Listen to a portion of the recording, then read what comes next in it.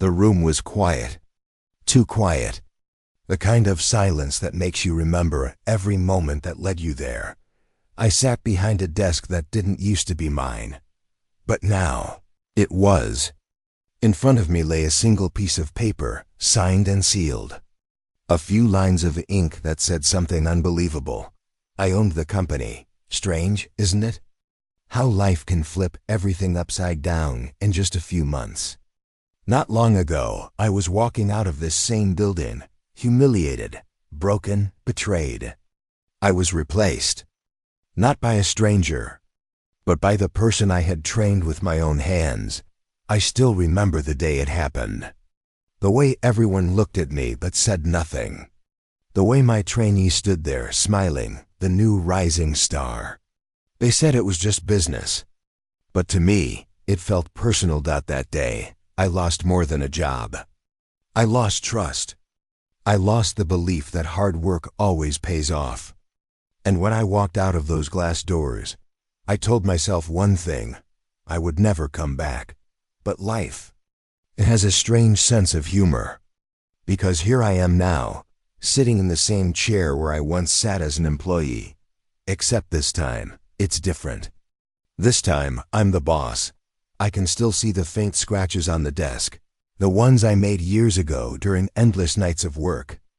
Back then, I believed loyalty mattered more than ambition.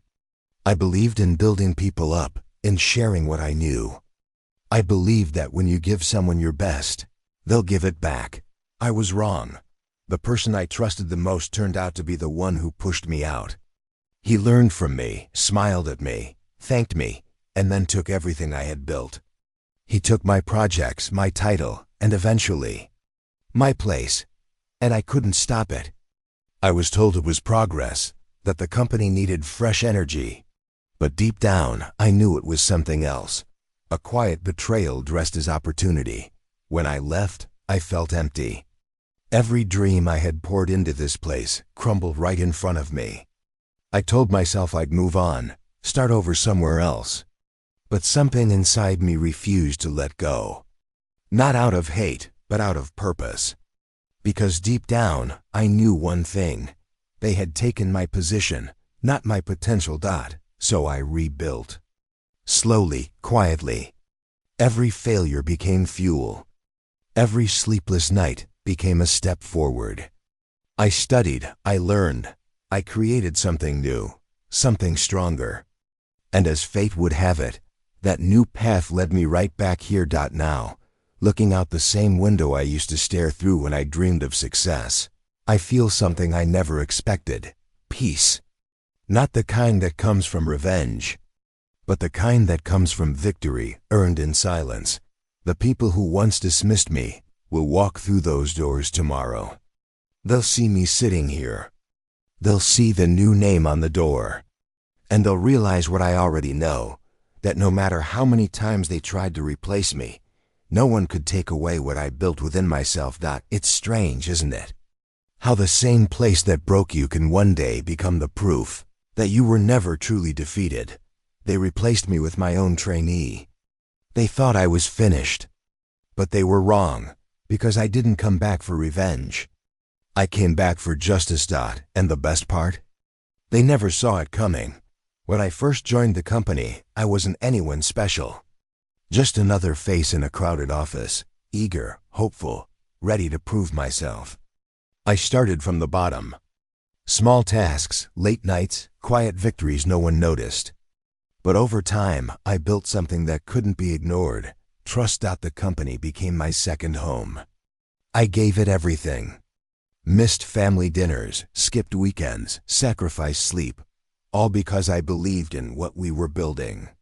And slowly, that belief paid off. People started to listen when I spoke. My ideas mattered. I became the person new hires looked up to, the one who guided them when they were lost. It felt good. It felt right. Then came him, my trainee. A young man, full of energy and questions. He reminded me of myself when I first started. Curious, bright, hungry for success. I still remember the first day we met. He shook my hand firmly and said, I want to learn everything from you. I smiled. Back then, those words felt like respect. Now, they sound like a warning I didn't hear. At first, we worked side by side. He watched how I handled clients, how I presented ideas, how I stayed calm under pressure. He listened carefully, took notes, asked thoughtful questions. He was eager, maybe too eager. But I saw potential in him. And for a while, I was proud of that. There's a strange kind of joy that comes from teaching someone. You see a reflection of your younger self, the same dreams, the same spark. I wanted him to succeed. I wanted him to carry forward the values I had built my career on: honesty, hard work, loyalty. I thought of him almost like a younger brother, someone I could mentor, protect, and prepare for the future. He was charming, the kind of person who could make anyone feel like they mattered. He knew how to impress people. Sometimes I'd see him chatting with senior executives, laughing like he'd known them for years. I told myself it was good, that he was learning how to connect, how to build relationships. But deep down, something didn't sit right. He moved fast. Too fast. There were moments, small forgettable ones at the time, that now seem so clear. A meeting where he interrupted me to finish my point. An email he sent that looked eerily similar to one I had written before. A project idea I had shared privately that suddenly became his. Each time I brushed it off. He's just ambitious, I told myself. Maybe I'm overthinking it, because that's what we do, don't we? We ignore the red flags when they come from someone we care about. We give them the benefit of the doubt because we want to believe they're good. And in doing so, we open the door, just enough for betrayal to walk through. Looking back, I can see how clever he was. He didn't rush. He waited. He studied me, learned my habits, my strengths, my weaknesses. And then, little by little, he started to replace pieces of me, not all at once, but quietly. He made himself indispensable. He built trust with the people above me, step by step, until one day. He didn't need me anymore, but in those early days, I was blind to it all. I was proud of him. When he succeeded, I felt like I had succeeded too. Every compliment he received felt like a reflection of my own hard work. I thought, this is what legacy feels like. Passing down your knowledge. Watching someone else grow. If only I had known what that growth would cost me. Back then, I believed in people too easily. I thought loyalty was a two-way street. I thought that if you gave someone your trust, they'd hold it carefully. But some people, they don't see trust as a gift. They see it as a weakness. A door left open. An opportunity. There's one moment I can never forget. Late one evening, I walked past the conference room. He was inside, speaking with one of the directors, my director. They stopped talking when they saw me. I remember his smile, polite, innocent. And I remember the look in the director's eyes, a look that told me something had shifted. It was subtle, but it was real. That was the first crack in the foundation I had built for years. And I didn't even realize it. If I could go back, I'd tell myself to pay attention, to trust my instincts. Because the truth is, betrayal doesn't come from strangers. It comes from the people you never thought would hurt you. At that time, I still thought I was building a future. I didn't know I was training the person who would destroy mine. It started with small things. So small, I almost missed them. An email that never reached me. A meeting invite that somehow skipped my calendar. A project I'd been leading suddenly handed to someone else, with no explanation. At first, I told myself it was nothing. Mistakes happen. Systems glitch. But something didn't feel right. It was like little pieces of my job were disappearing, one by one, right under my nose. I started noticing how people looked at me differently. Not out of respect anymore, but with hesitation, like they knew something I didn't. Conversations would stop when I walked into a room. Laughter would fade. And in those moments of silence, I felt something new. Doubt. I tried to shake it off. After all, I'd been with the company for years. They trusted me, valued me, or so I thought. But deep down, a quiet voice kept whispering, "Something's wrong." Then came the meetings. My trainee, the one I had trained, the one I once believed in, was now sitting in rooms I wasn't invited to. At first, it was subtle. He'd mention discussions I hadn't heard about, drop hints about new projects I wasn't aware of. And every time I asked for details, he'd smile and say, "Oh, I thought they told you already." That smile, polite, harmless, started to feel like a mask. A mask hiding something I didn't want to believe. It's strange how betrayal doesn't shout. It whispers. It creeps in quietly, wearing the face of someone you trust. One afternoon, I was giving a presentation, the kind I'd done 100 times before. Halfway through, my trainee spoke up, finishing my sentence, explaining my strategy like it was his own. The room nodded in approval. The executive smiled. And I stood there, frozen, wondering when my ideas had stopped being mine. After that day, things spiraled faster than I could catch them. He became the center of every conversation, the brilliant young mind, the future of the company. And me? I became invisible. People stopped copying me on emails. My input wasn't asked for anymore. Meetings went on without me. It was like watching your reflection fade from a mirror. You're still there, but no one can see you. I tried to confront him once. It wasn't planned, it just happened. We crossed paths in the hallway, and I asked him directly, "Is there something going on I should know about?" He laughed, that same polite laugh, and said, "You worry too much. Everything's fine." But the look in his eyes said something else. It wasn't guilt. It was confidence. The kind of confidence that comes from knowing you're already winning.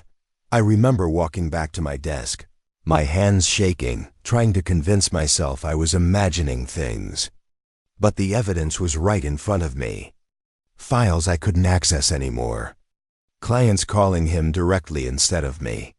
Decisions being made without my input. Still, I stayed quiet.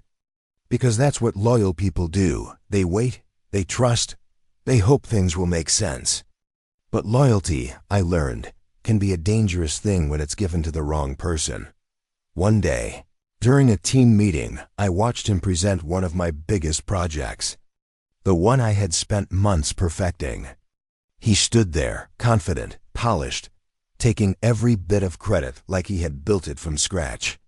My name was never mentioned, not once. Everyone clapped. Even I did. Because what else could I do? That night I couldn't sleep. I kept replaying everything in my head, the missed emails, the sudden shifts, the silence in the hallways. I realized I wasn't paranoid. I was being erased, carefully, quietly, completely. The next morning, I came in early, hoping to find something, an explanation, a clue, anything. But when I opened my inbox, I saw a single message waiting for me. It was from HR. The subject line was short, simple, and cold. "Please report to the HR office at 10 a.m. My heart sank. I knew what was coming, even before I stood up from my chair. Everything suddenly made sense. The missing emails, the whispers, the closed doors. I walked down that hallway like it was the longest walk of my life. Every step echoed with memories, laughter, teamwork, years of dedication. And with every step, I realized something painful but true. Sometimes, betrayal doesn't come with warning signs. It comes with a handshake and a smile. That was the morning my world changed. The morning I finally understood that not every success story is written with honesty. Some are written with stolen ink, and as I reached the HR door, I told myself, whatever they were about to say, this wasn't the end of my story. It was just the start of something else. The air in the HR office felt heavy, almost suffocating. It was too quiet, the kind of quiet that tells you bad news before anyone even speaks. I sat down across from them, my palms cold. My mind racing through every possible reason they could have called me in. The HR manager smiled, a polite, practiced smile, and began with the words that still echo in my mind. There's been a restructuring. That word, restructuring, it sounded harmless, almost professional. But deep down, I knew what it meant. I nodded slowly, waiting for the rest. They kept talking, words like cost optimization, departmental efficiency, strategic changes. All I heard was noise. Until one line cut through it all. Your position will be discontinued. Discontinued. Like a product no one needed anymore. Like I was a file they could delete and forget. I sat there numb. All those years, the late nights, the loyalty, the sacrifices, reduced to a few sentences on a printed document. I wanted to ask why, but my voice refused to leave my throat. Then the door opened. And he walked in. My trainee. The person I had mentored, guided, protected. He looked sharp, confident, even. The HR manager turned toward him with a warm smile and said the words that broke me completely. He'll be taking your position. For a second, the room spun. I couldn't process what I was hearing. He stepped forward, shook my hand like nothing had happened, and said, I really appreciate everything you've taught me. Everything I taught him. Every skill, every lesson, every ounce of experience. He used it to take my place while I was still sitting there. I managed to whisper, congratulations. It was all I could say, because anything else would have cracked the fragile silence holding me together. The meeting ended quickly. They slid an envelope across the table, my severance, papers, and thanked me for my contributions. That word stung more than any insult could. Contributions. As if everything I gave was just a temporary deposit they could now return with interest. When I walked out of that room, the office felt different. People avoided my eyes. Some looked away. Others pretended to be busy. No one said a word, because no one ever does when they're watching someone else fall. I passed by the desk that used to be mine, my nameplate already gone. And there he was, sitting in my chair, typing on my computer, smiling at my old team like he'd always belonged there. It was surreal. Like watching someone live your life while you stand on the outside, invisible. I wanted to scream, to ask him why. But instead, I just stood there, frozen, defeated.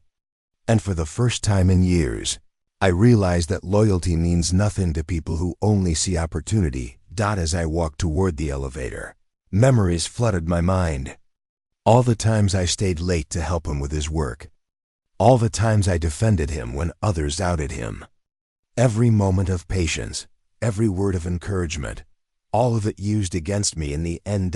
When the elevator doors closed, I caught my reflection in the mirror. I barely recognized myself. My eyes looked tired, but not from work, from betrayal. Because betrayal doesn't just hurt your heart. It steals your confidence. It makes you question everything, even your own worth. As I stepped out into the street, the world kept moving. Cars passed, people laughed, life went on. But for me, time stopped. I felt like I had been erased. Like my entire story had ended in that single moment. I walked aimlessly for hours, trying to make sense of it. How could someone I trusted so completely do this to me? How could they watch me fall without even blinking? But as the sun began to set, something inside me shifted. The sadness didn't disappear, it hardened. It became something new. Something powerful. Because betrayal can destroy you. Or it can build the fire you never knew you had. That day, I realized they hadn't thrown me away. They had freed me. They just didn't know it yet. I stopped walking, took a deep breath, and whispered to myself, they took everything from me. But one day, they'll see what they created. That was the day something inside me broke. And something new was born. They thought I was finished. They thought that by taking away my job, my title, and my place, they had destroyed me. But what they didn't realize was that sometimes losing everything is the best thing that can happen to you. At first, I was lost. Completely lost. I woke up each morning without purpose. The days blurred together, quiet, empty, meaningless. There were moments when I questioned everything. My talent, my worth, my future. But beneath the pain, something stronger was growing, a quiet determination. I didn't want revenge through anger. I wanted revenge through success. I wanted to rebuild my life so completely that one day they would look up and see me standing where they never thought I could reach. It wasn't easy. Starting over never is. I began small freelance consulting, small projects, helping local businesses fix their operations. No big offices, no assistants, no fancy title. Just me, my laptop, and a fire that refused to go out. At first, people didn't take me seriously. They saw me as the man who had been replaced, the one who had fallen. But I learned quickly that you don't need validation when you have vision. I started studying, reading everything I could about business strategy, leadership, marketing, and finance. Late nights turned into early mornings. Slowly, I began to understand how companies really worked, not just from the inside, but from the top. And one day, an idea came to me. What if I built something of my own? Not another job, not another position, but a brand. Something that couldn't be taken from me because I built it with my own hands. So I started my own small consulting firm. At first, it was just me and a few clients. But word spread. People liked my honesty, my discipline, my attention to detail. They trusted me. Every small contract led to a bigger one. Every success became a stepping stone. Still, deep inside, I couldn't forget them, the company that threw me away, and the trainee who replaced me. But I didn't let that bitterness control me. Instead, I used it as fuel. Every time I felt tired, I reminded myself, I'm not doing this to get even. I'm doing this to rise above. Years passed. Slowly, my name started to mean something again. I was invited to business events, panels, and conferences. Investors began to notice. And then one day, it happened. A chance meeting that would change everything. At a networking event, I met a well-known investor. We talked for hours. He was impressed by how much I understood about leadership and long-term vision. He asked where I had learned it all. I smiled and said, experience, the hard kind. A week later, he called me with an offer, a partnership to scale my firm. That's when everything began to grow. We expanded fast. Within a year, we were advising mid-sized companies across the region. We were small, but effective. And every new client proved that I didn't need a title to make an impact. But fate wasn't done writing my story yet. One afternoon, while reviewing a new client proposal, I saw a familiar name. My old company. They were struggling, declining leadership, bad reviews, public complaints about management. The same arrogance that once pushed me out had now begun to eat them from the inside. I read the reports carefully. Employee morale was collapsing. Clients were leaving. The new management, led by my former trainee, had lost control. They had built a tower of pride, and now it was crumbling. I sat back in my chair and smiled. It wasn't satisfaction. It wasn't revenge. It was justice. Life had a way of balancing the scales, after all. But I didn't stop there. I saw my opening, and I took it. Through a quiet partnership, I began to acquire shares in the company, small pieces at first, under different names, through investors I trusted. No one noticed. No one suspected. And slowly, piece by piece, the company that once rejected me began to fall back into my hands. It took time, months of patience, planning, and silence. But every move was deliberate. Every choice was precise. Because I had learned the power of patience, the kind that only comes from being broken once and deciding never to be broken again. When I finally held the papers that proved my ownership, I didn't feel anger. I felt peace. Because real revenge isn't about hurting the ones who hurt you. It's about showing them that you were never the problem. They were. That day, I looked out of my office window and whispered to myself, they thought they had ended my story. But all they did was give me a better beginning. I still remember the day I walked back into that building.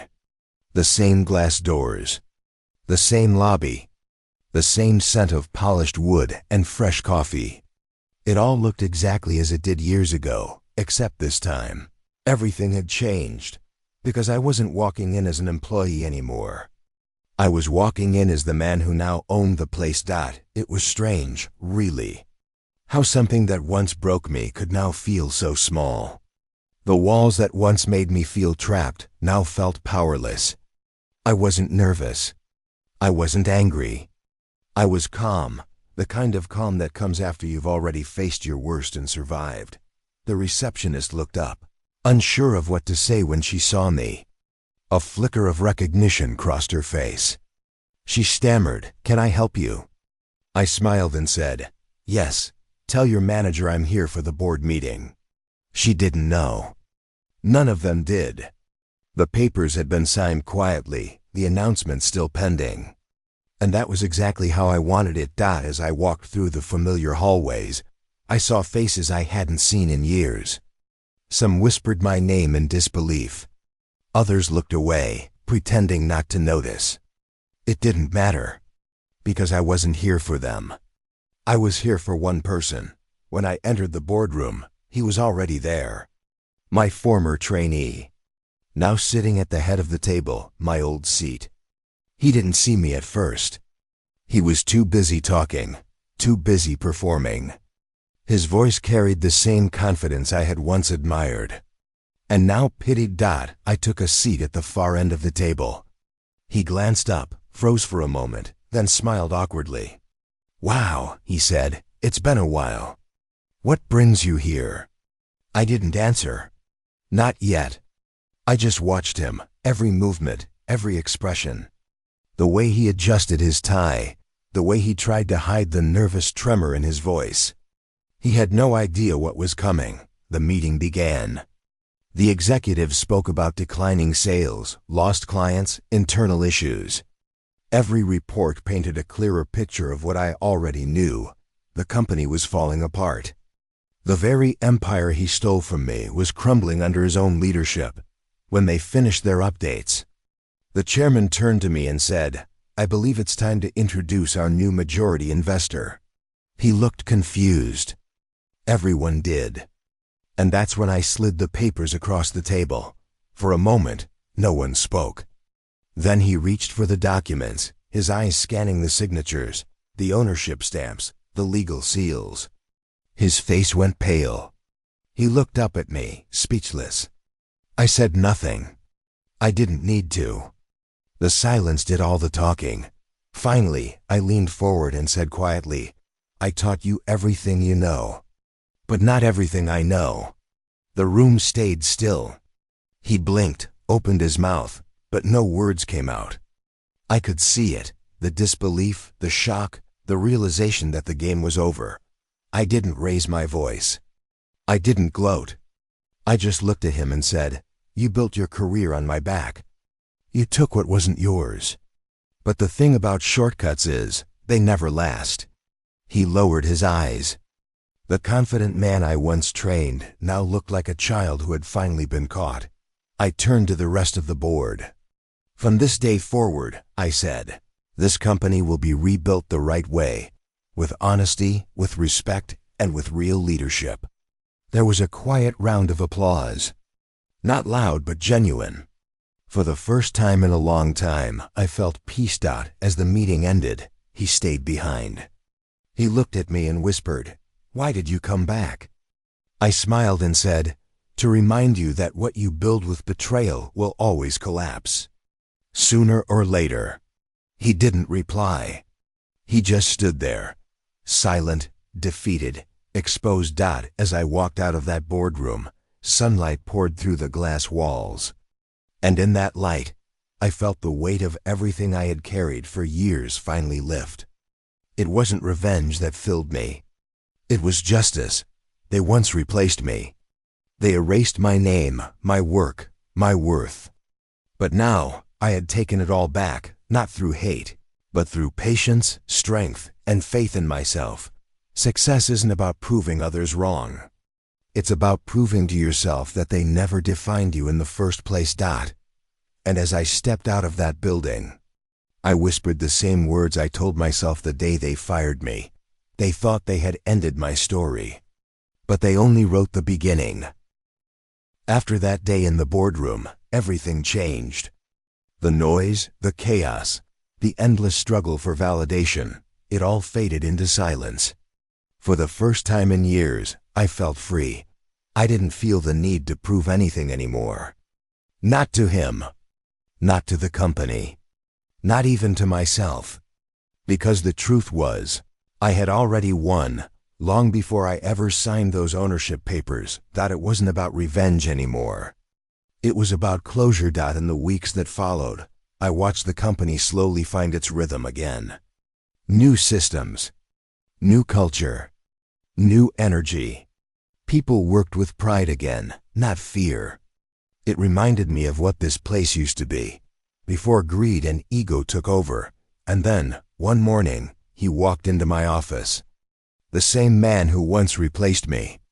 The same person I had once believed in. He looked different now, not confident or proud, but tired. His eyes told a story that his words couldn't.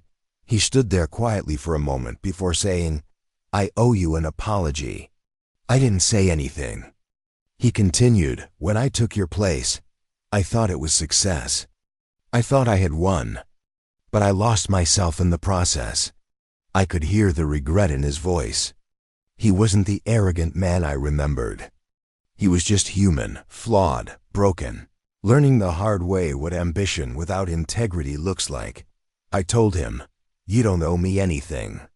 You already learned the lesson life wanted to teach you." He looked surprised. Maybe he expected anger. Maybe he thought I'd throw his betrayal back in his face. But I didn't, because I had already made peace with it. I didn't destroy him. I didn't humiliate him. I just showed him what integrity looks like. He left quietly that day, and I knew he would never forget it. Not because of what I said, but because of what I didn't. Sometimes silence says more than words ever could. When he was gone, I sat by the window, looking out at the city below. For years, I had chased success like it was something I had to earn from others. A title, a salary, a seat at a table. But now, I finally understood what success really means. It isn't about proving someone wrong. It isn't about getting even. It's about finding peace within yourself, the kind that no one can take away, because real success doesn't shout. It whispers. It comes quietly. When you've done the work, faced the pain, and refused to let bitterness win. I thought about everything I'd been through, the betrayal, the humiliation, the lonely nights of rebuilding. At the time, it all felt unbearable. But now, looking back, I realized it was necessary. Every loss, every wound, every disappointment, it all shaped me into the person I was meant to become. Sometimes betrayal teaches us more than loyalty ever could. It shows us who we are when everything else is taken away. It teaches us that strength isn't loud, it's quiet, patient, and unbreakable. Never let others decide your worth. Because if you give them that power, they will always underestimate you. The people who once replaced me thought they had ended my story. But the truth is, they only helped me write the most powerful chapter of my life. And as I stood there, watching the sun rise over the city, I smiled, not because I had won, but because I had healed. I realized that success isn't about being on top. It's about standing tall, even when you've been pushed to the ground. It's about walking away with your head high, knowing you didn't lose your character in the process, because the best revenge is becoming someone they can never replace. If you've ever been betrayed, remember, your story isn't over yet. Let success tell the story they never believed you could write. If this story moved you, subscribe for more tales of betrayal and redemption. Because your story isn't over, it's just beginning.